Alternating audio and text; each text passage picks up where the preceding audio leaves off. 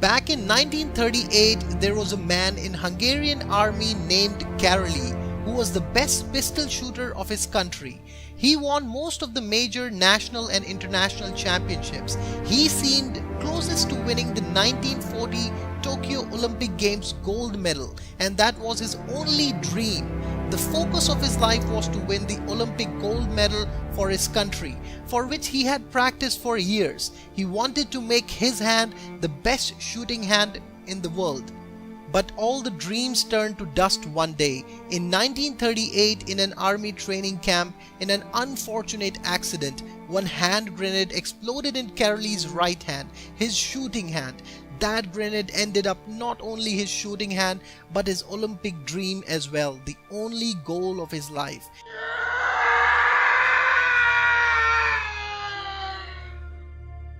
He had two ways. He would have chosen to knee down to life and cry for the rest of his life, or he would have focused back on his dream with a small light of hope.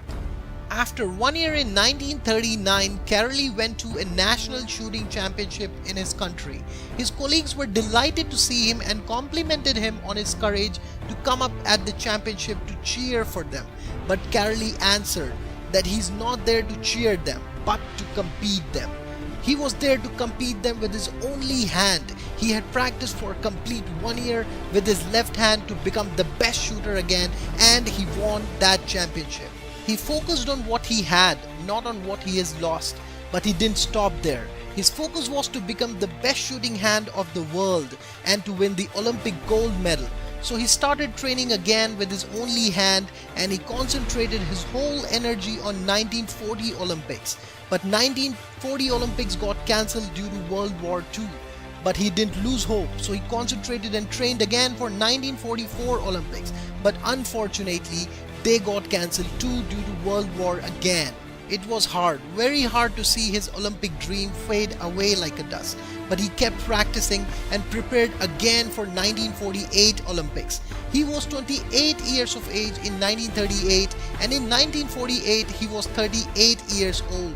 It was hard to compete with the new players with the new energies, but that didn't stop him. He went there. Best shooters from all over the world were competing with their best hand.